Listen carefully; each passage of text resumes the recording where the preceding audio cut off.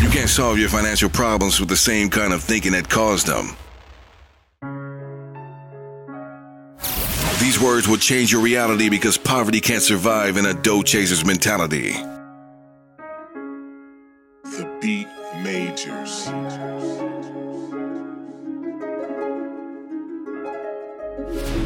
So to all my dough chasers, it's time to get this party started now. I like it. With your host, Jason White. Yo, what's up, dough chasers? This is your boy, Jason White. I'm here with our new VP of Public Relations, Michael Hayes. Everybody say what's up to Michael. We are going to be talking about 3 ways to force your credit score to grow. But first, we have to get our technical situation in order. So bear with me for a brief moment. If you're new to the channel, let me know who you are and where you're from. We're going to get started very shortly. But we have to share this on a few of our pages so that our clients can actually view this as well. Let me see here. My man hit the print button. Let me see.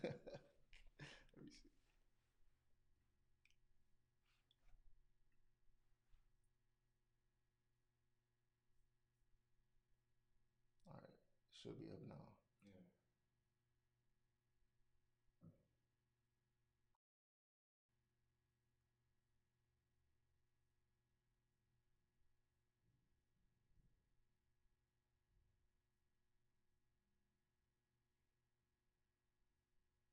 They don't stop playing. All right, so it's playing us. What's up, Keith? How you doing, man? Let me see here. Will Reynolds from New Jersey. How you doing? Virginia, stand up. I can appreciate that. I wonder, did it share on? I'm unsure if this actually shared on Facebook, but we're on YouTube. So we got some people in here. Let me know who you are, where you're from. We're going to be getting started very shortly. I know it's been a while since we've been live on Dough Chaser TV, but you know, many good reasons. We got Anthony from Memphis, Tennessee. How you doing, Anthony? So what I was originally trying to do was I was trying to charge my battery for our show today, and it didn't charge in time. So I'm using the camera on my my Mac. So excuse the quality. However, you know, as we continue to do this, the quality will go back to normal. What we got? We got Truth, Grace, and Serenity, Tallahassee, Florida. She said it's live and cold. It's not as cold as it is here. I can tell you that for sure. Guarantee. The Real Bishop, Ohio. How you doing, man? All right, let me see one more time. I think I accidentally clicked YouTube.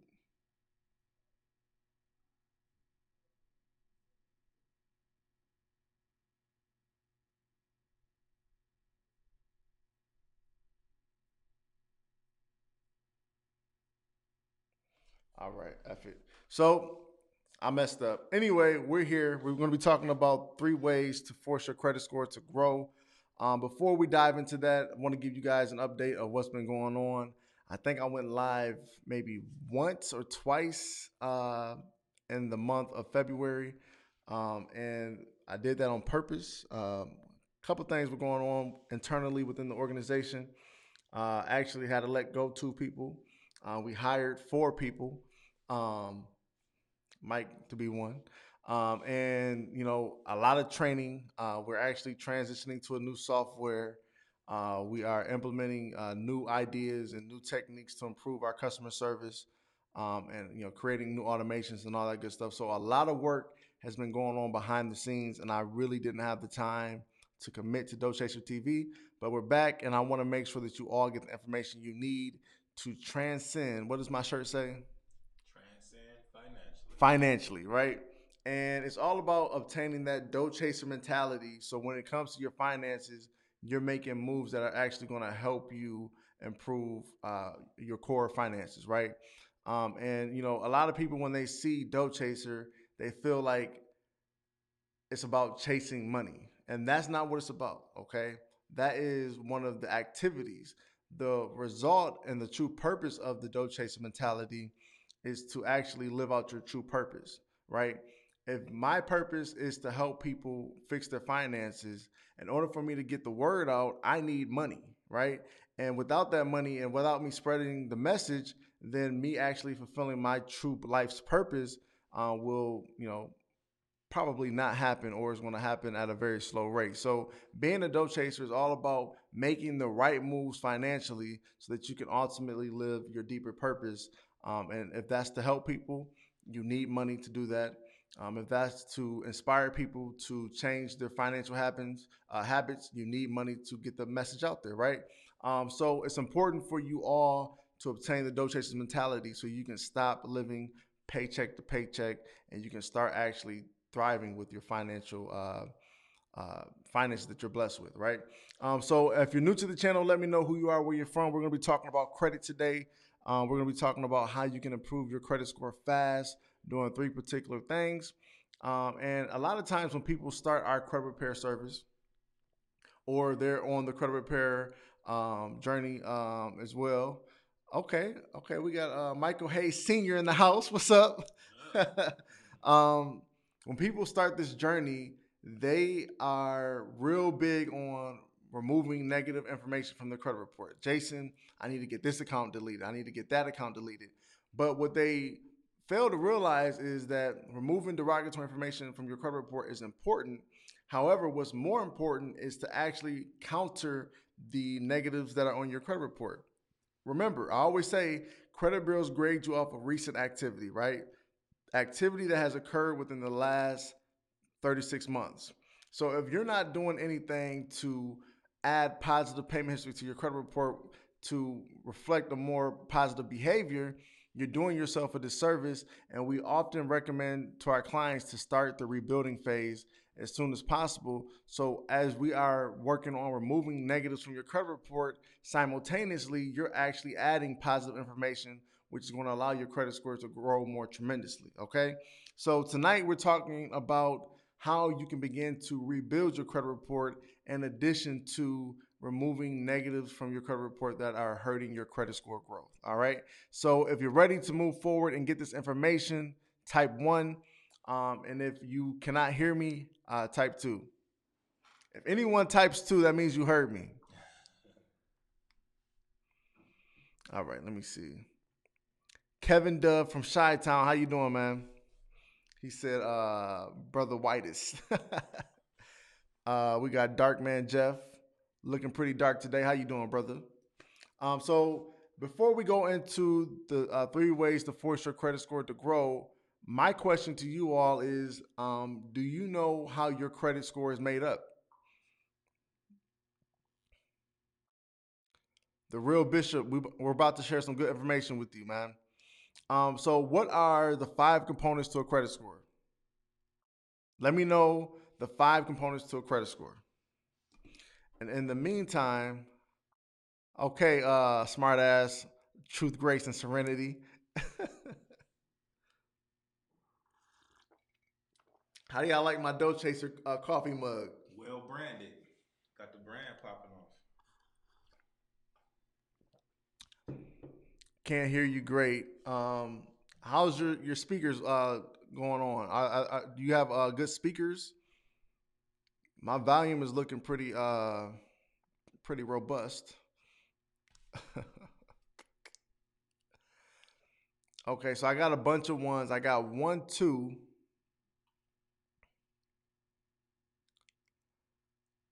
Kevin said he got a 2. Okay, let me see if I can fix my audio a little bit.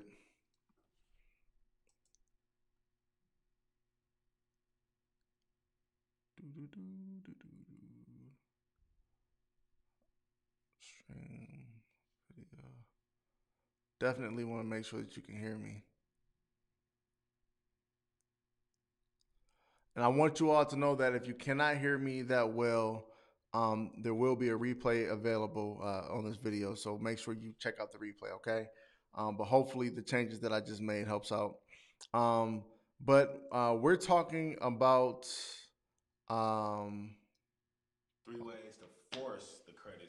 Yeah, 3 ways to force your credit score to grow. And I appreciate that. and what you said about what is it comprised Yeah, of? the 5 components of a credit score. So, the first component of a credit score, I appreciate that, the real Bishop, is payment history. Payment history is 35% of your credit score. A lot of people, when they are looking to improve their credit, they're not really actively engaging in the process by making sure that they're adding positive payments to the credit report. Okay, and it's similar to an NBA player with their free throw percentage.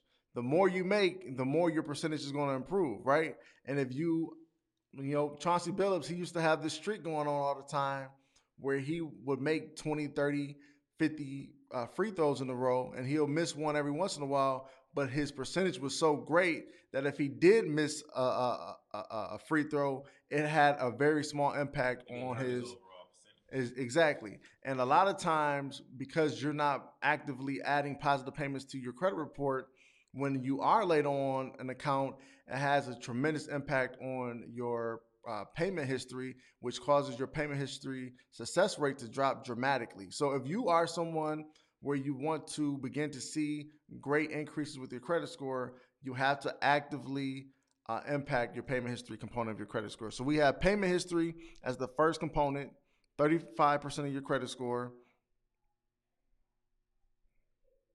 The second component, let me see if we got any answers for the second component.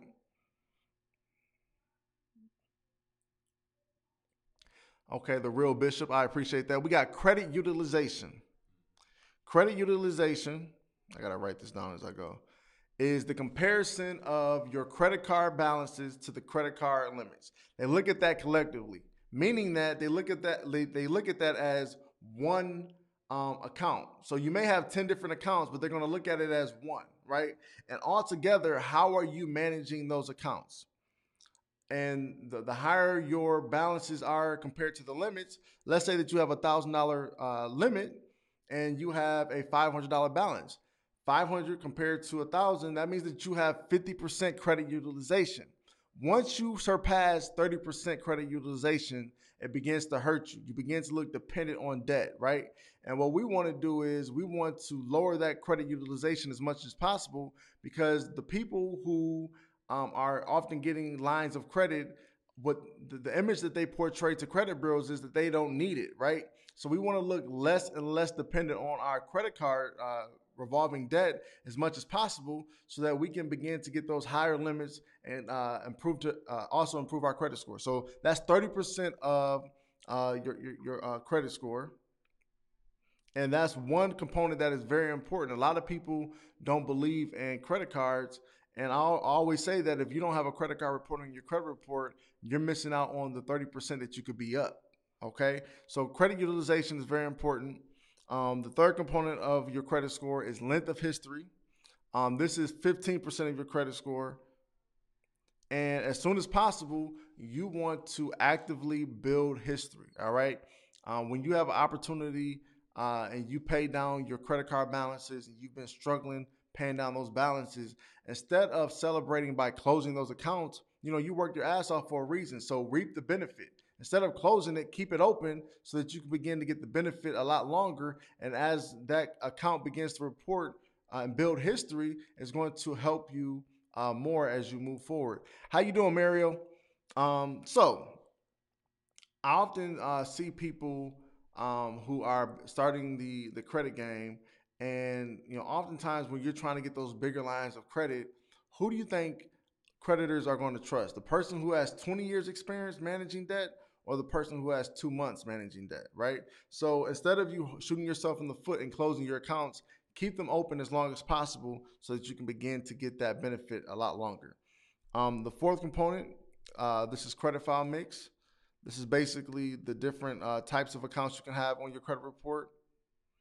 And I always say that you want to have a 3-to-1 ratio, 3 installments to 1 revolving account, and not the other way around. Break down the installments. Installments. So when people hear installments, they don't really connect the dots, right? A mortgage account, a student loan, a car note, What's another one? Something you pay. Pay. Some rental companies will report. Some rental Yeah. companies will So report yeah. that. So there's basically a set amount of payments that you have to pay within a certain amount of time, and as you pay those payments, they report as an installment account on your credit report, right? So you can have a car note, a mortgage, student loan, anything of that nature is considered an installment account, right? So we want to have installment accounts reporting. Credit builder loans are good examples. Revolving accounts. These are accounts like credit cards, secure cards. They're reporting on your credit report. And then there's also one final account that you don't see too much, but it's an open account. And these are your utility bills, your cell phone bills. Basically, the balance can range from, it can be whatever, but your goal, but the purpose of that is for you to pay that balance in full every month. So there is no limit, but your duty is to make sure you pay the balance in full. And Okay. that's revolving. No, that open, Oh, open accounts. I see we got a lot of activity. I'll make sure I'll look at the comments and answer your questions as we move forward. Those are four components. The fifth component are inquiries. 10% of your credit score. This is basically how often are you looking at acquiring new debts, okay? And the more you are searching for new debts, the more you are asking the creditor to give you a line of credit. That's going to be an inquiry in your credit report. And oftentimes we see people shoot themselves in the foot because they have 50, 100, 200 inquiries on their credit report within a 24-month span, and they miss out on the 55 points they could be up. So understanding the power of no and being satisfied with that for a temporary moment is very important when it comes to improving your credit. 10% of your credit score, and those are the five components of your credit score. Okay, so in order for us to actually improve our credit score, we want to actually manipulate or influence these five components to our advantage. All right, so we're going to get into the three ways to force your credit score to grow in a short moment. Let me see what's going on in the comment area because I see a lot of activity, and I like to get down to. Bill said, "You have helped me get two collection creditors removed from my report. It took 3 letters, but it worked. My utilization ratio is now improved. Good job, man. I appreciate that. Keep up the great work." Mario finally made it. Okay. I think you had a history of making the shows. I actually didn't do too many shows in February, so that's kind of my bad. Rod Smith, how you doing? Let me see. Okay, I have 17 separate student loans, two separate medical bills, and a cable bill in collection. It was pertinent that I obtained numerous trade lines, 13 to be exact. Right, because you want to counter that negative information that's being added to your credit report. Now, the thing is, you still want to work on getting those negatives removed because, um, you're going to be capped at a certain level. However, you will improve, but you don't want to be capped at that level for too long. And by removing some of those negatives from your credit report, you can reach different levels with your credit score and improve your credit worthiness that way. Bill, I'm sorry to hear about your wife. Um,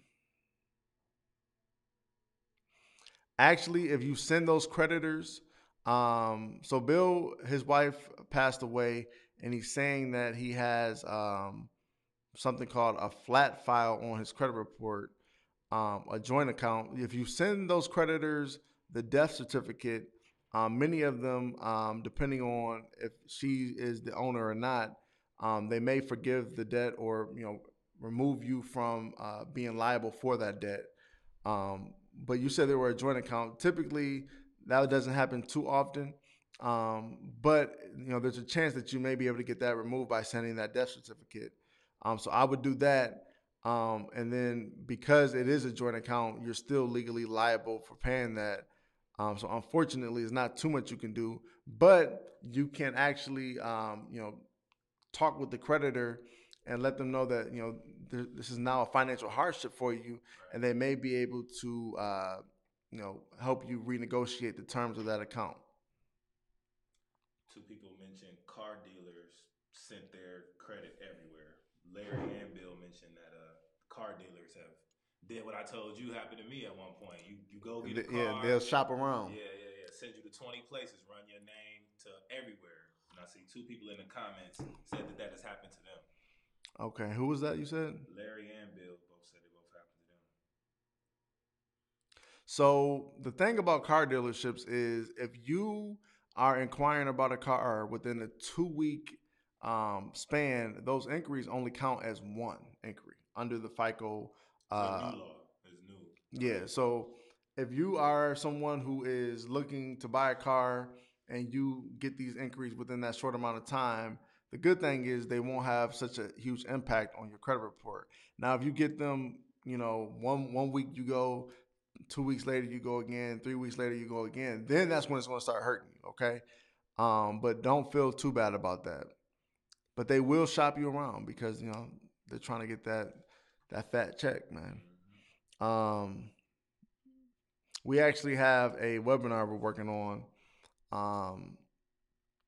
What is it? The 5 credit pitfalls that you need to watch out for. And that's car dealerships, will be covered in that. So watch out for that. All right, let me see here. Why is it so hard to get creditors to update that language though? Because they're gonna get paid regardless. You just got to be persistent. Sometimes it's going to take more context than what you would see as necessary. But like I said, they're going to get their money regardless, as long as you maintain that account and continue to pay. So they're going to be slow on their end to fix certain areas on your credit report. But you have to be persistent, and you may have to get them at different angles. So strategy comes into play as well.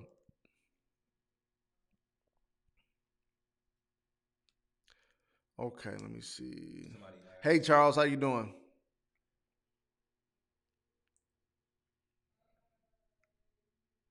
Frank said, yeah, you fell off in February. Hey, man, I got on in February.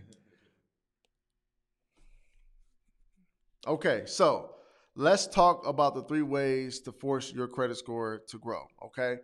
The first strategy is through acquiring what is called, and I'm going to educate you on this, all right? It's called a trade line. Let's use that little whiteboard over here. Let me bring the board on. So people can see the. No, we're gonna say the whiteboard for another occasion. So a trade line, I was gonna do it, but a trade line is an account on your credit report that reports payment history. All right. Now you're gonna see people, especially in tax season, people are going to be advertising. Buy my age trade line, buy my season trade lines. I can get you $2,500.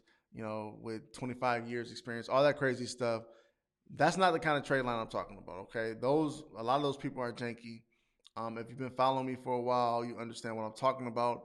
If you are new to the channel, make sure you check out the videos when I advise you to avoid certain things. Okay, but a trade line is nothing but an account that reports payment history on your credit report. All right, so an account that is a mortgage, a car note, a bank loan, a credit card.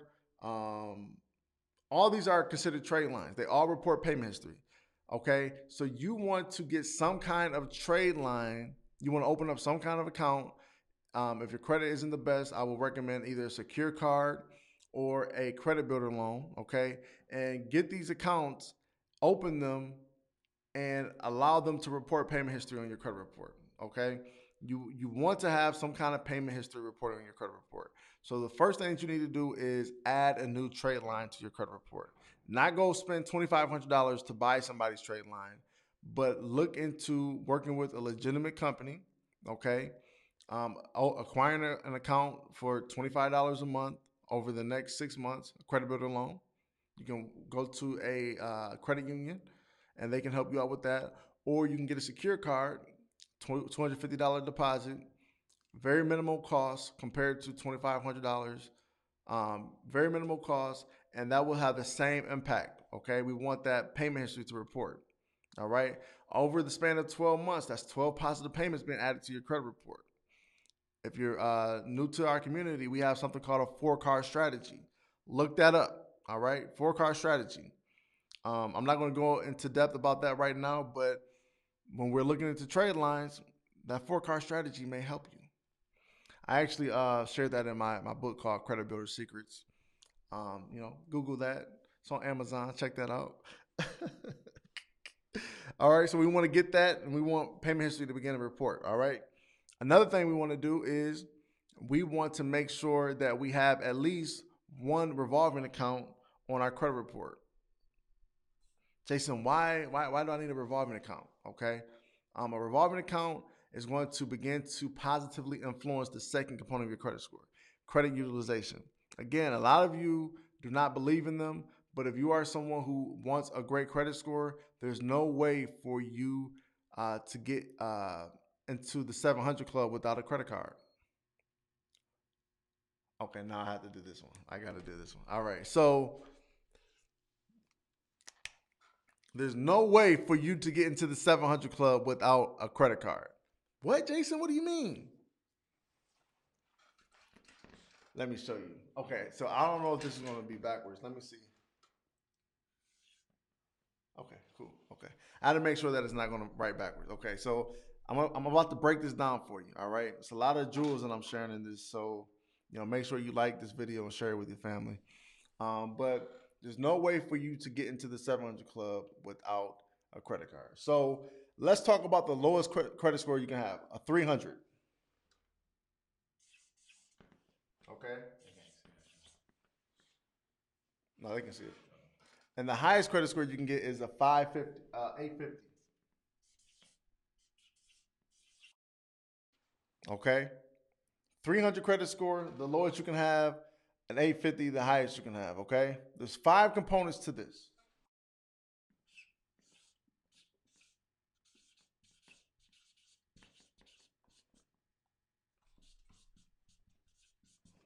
The first component is payment history. Can y'all see that? All right, there we go. First component is payment history. You got me right. No, I got you. I can handle this while you do that. 35% of your credit score, okay? The second component is credit utilization.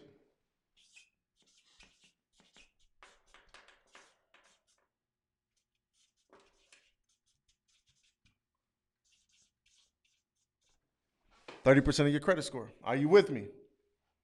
Third component, we have length of history.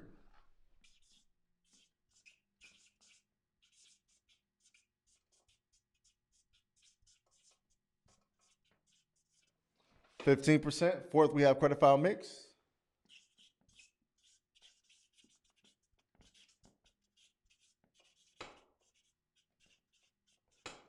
That's 10%. And then lastly, we have inquiries.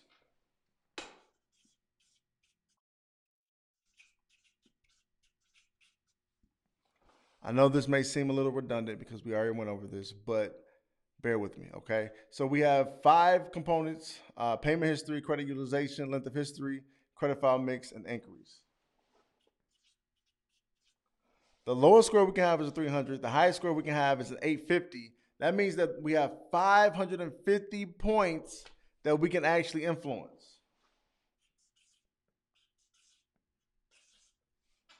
All right? Payment history, 35% of your credit score. That's 192.5 points. Credit utilization, 30% of your credit score. That's 165 points. Length of history, 15% of your credit score. That's 92.5 points. Credit file mix, inquiries, both 55 points.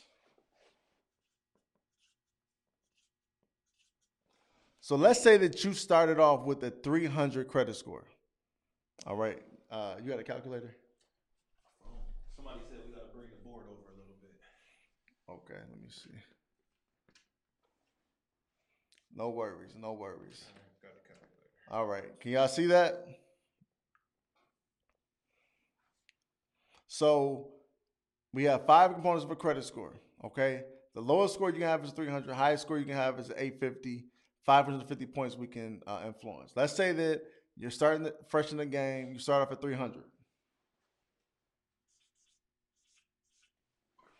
Let's say that you're adding payment history, right? That'll get you 192 and a half points. Okay, so that's basically we're at a 492 and a half. Let's say that we get our length of history. Let's say we maximize that. How much is that? 492 and 95. 492. 492 and a half plus 92 and a half. That is 585. So that got us to 585. Let's say that we got the credit file mix and added another 55. Where does that get us? Plus another 55. 640. And that's when you can start getting a mortgage. That's a 640. And then let's say that we add inquiries, another 55. 695. By doing everything else but credit utilization, the highest credit score you can have is a 695. Okay? Now, think about this. That's if you do everything perfectly. I haven't even done everything perfectly. That's why I'm here. I started off in the rut like everybody. Some of you who are watching this video, you haven't done everything perfectly. Right? So that means that the likelihood of you getting a 695, that means that you have to be perfect. If you haven't done anything perfect, you're not getting a 695. You're not even getting that. So if you want to hit a 700 credit score, guess what? You need that 165.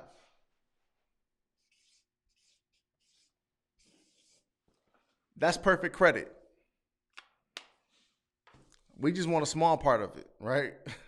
We just want a small part because once you get that 700 plus, that's when you get those ideal rates. That's when basically the world is at your, it's given to you. Exponential growth, right? That's what it's about.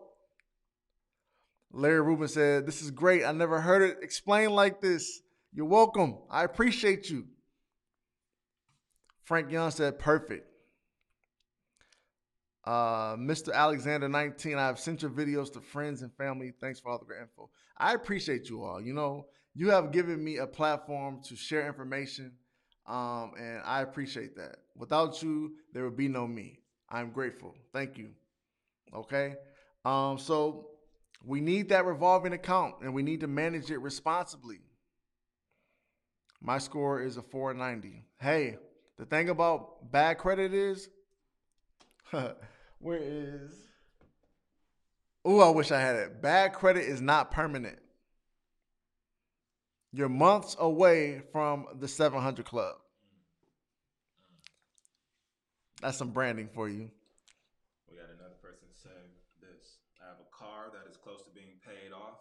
I'm in the house buying market. Should I pay it off before applying for the home loan, or is it okay to apply while I'm still paying on that installment? So that really, okay, so the question is, my man has a car that he's close to being paid off and he wants to buy a house, and his question is, should he pay off the house before applying for the home? Okay, and that really depends on what your debt to income ratio is looking like. If your debt to income ratio is low, don't worry about it. If your debt to income ratio is above 40%, paying off that car will help you lower your debt to income ratio. Now, just keep in mind that when you pay off your car, it's going to have a small ding to your credit because that account is now closed. That means it's no longer impacting your length of history positively, and no more positive payments are being added to your credit report. So just keep that in mind. However, that small ding will be temporary. Okay, but depending whether or not you should pay that off depends on what your debt to income ratio is looking like. If it's low, keep doing what you're doing. If it is high, feel free to pay that off as soon as possible. But that really depends on what that is looking like. You may want to address that at some point. Coca-Cola. Where is that? Down Coca-Cola Bling 69. Dude, your inquiry letter you gave us didn't work. Hey, I mean, a lot of times, a lot of the strategies I give you won't work doing it once. This is all about persevering. Everything that I share with you is not guaranteed. Because someone else said it was the third letter that did it. Yeah, the third letter. Sometimes it's going to take you a few shots, right? But you cannot give up, all right? Everything that I'm sharing with you, we're doing it by the book. There are no get rich quick schemes. We're abiding under the Fair Credit Reporting Act, the Fair Debt Collection Practices Act, the Fair Credit Billing Act. All of those laws we are abiding by. And everything that I'm sharing with you is pure strategy. It's not guaranteed to work, okay? But that does not mean that you should give up because it failed one time, right? The results are obviously speaking for themselves too. Exactly. We got tons of reviews of it working for other people, but hey, it's the perseverance. You got to keep trying. Got to keep trying. Support Veterans said you and your team are a blessing. The credit breakdown was the best I ever heard. I appreciate that. Hashtag 700 Club. Real MVP. I appreciate that. Just blessed to be in this position to share information. And a lot of times, sometimes the information that I share may not get through to you, right? But it's about whether or not you are paying attention to other strategies and trying the other things because they may work. Persistence overcomes resistance. I love it. Thank you for sharing that, Larry. Oh man, that's catchy. Frank Young, I've been a client for a month now and love the way that you guys keep your clients in the loop of what's going on with their credit repair. I appreciate that. That has a lot to do with some of the changes we've made. But we're progressing. We're not perfect, but we're working on it, right? Oh, somebody had an uptick. Bill Barker. My score is up from 430 to 647 on TransUnion. I work on this all the time like a second job. You have helped me a lot. Keep it coming. Hey, I'm not mad at that. Hey, that deserves a sip. No, I really appreciate y'all. Make sure you like this video, share it with your family and friends. And the third strategy to force your credit score to grow quickly, if you are someone where your credit score isn't bad, but you want to take it to another level, I highly would recommend that you look into either a balance transfer or a consolidation. Okay, a balance transfer. Let me write this down. A balance transfer is going to basically take your credit card debt, open up a new credit card, and transfer that balance that you have to the new credit card. And that new credit card, basically, it's not going to have any interest for a good 12 to 18 months, depending on which card you get, which terms that you agree to, right? So imagine that you transferred your balance from one card to another. You have 12 to 18 months where they're not charging you interest. Imagine how quickly you can pay that down. Yeah, that's the time to start knocking it out. Yep. You want to knock that out, save tremendous monies on interest. And by you taking that balance to another card and keeping that original card open, that can cut your credit utilization to half like that. Okay. And then the debt consolidation, you want to talk about getting rid of credit card debt overnight by you consolidating your credit card debt into a debt consolidation loan. That debt consolidation loan is not going to report on your credit report as a revolving account. So the balances that you have on that credit card are going to wipe away. It's going to go to, let's say you have a $1,000 credit card, small credit card, $1,000, and it's maxed out at 100%. And you consolidate that into a debt consolidation loan. They basically pay off that card, so your balance is now zero out of 1,000. That means that your credit utilization is super low. That means you're maximizing. You're maximizing the 165 points. You get majority of that back, right? So your credit score improves dramatically, and that debt consolidation loan is now reporting in your credit report as an installment. So it's not hurting you, and the payments that you pay are actually going to report on your credit report as positive payments. Okay, so if we're looking at improving our credit score fast, we want to look into adding positive trade lines, okay, and not going to janky people buying season age trade lines. We want to acquire accounts the right way and save money, okay. We want to make sure that at least one of those trade lines that we have is a revolving trade line. That way, we can begin to impact the second component of our credit score. And then, lastly, if we have high credit card balances, which are hurting our credit score because we're not maximizing the second component, we want to look into a balance transfer or debt consolidation. Doing that, you're going to lower your debt. You're going to lower your credit utilization, improve your credit score dramatically, and get on the right path to the 700 Club. Okay, you heard it here live. That's a good one right here. The Beckham goddess. Let me see. I disputed a credit item and had it removed back in October. Now that same creditor transferred it to another collection agency, and now they are after me. Is this legal? So let's put this in perspective. You have an account that you actually disputed and it was removed. Okay. First and foremost, just because you get it removed from your credit report does not mean that you no longer owe it. Okay. What reports on your credit report, they have to report it a certain way. Okay. They have to abide under the Fair Credit Reporting Act, meaning that information that is reporting on your credit report, though it may be true, you may truly acquired it, but how they report it is important. And if they don't report it correctly, and if they break that law by reporting it erroneously, then it has to be removed. Okay. And that does not mean that you don't owe it anymore. It just means that they broke the law in reporting it. So they removed it from your credit report, right? And let's say it was a charged off account. That means that the account was closed within the organization and they deemed it uncollectible. So what they did was they hired another company to collect it for them because they don't have time to come after you. So is it legal? Yes, it's legal. However, just because the company's coming after you does not mean that you have to do business with them. So I would make sure you send a debt validation. Make sure that they provide that documentation, and if they can't prove it, they must remove it. All right, and if they do report it without giving you the opportunity to dispute it, another law is broken, and hire a lawyer and collect your monies due. But yes, it's legal, but there's ways for you to counter that and protect yourself. And we want to make sure that we don't ignore it, because if you ignore it, you're basically admitting guilt. And through you admitting guilt, you're basically giving them authorization to report it on your credit report again, and we don't want that. All right. So what I would recommend, for those of you who are a part of our organization, thank you. I appreciate everything.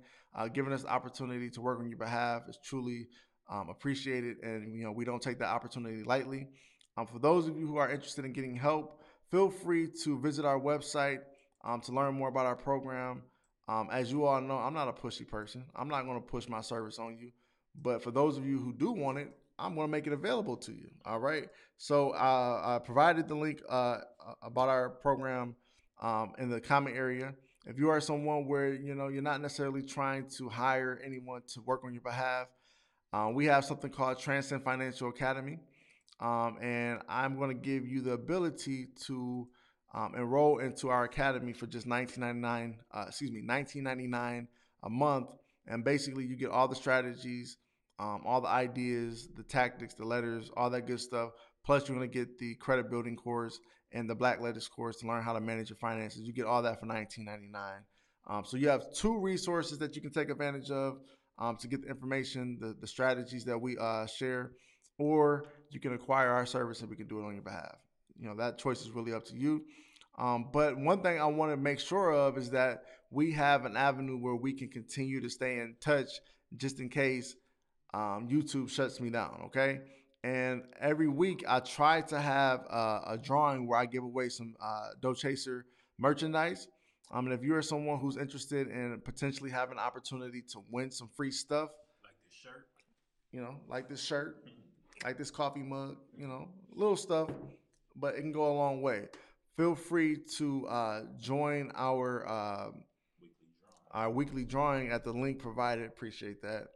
And we want to make sure that we stay in contact with you. Okay.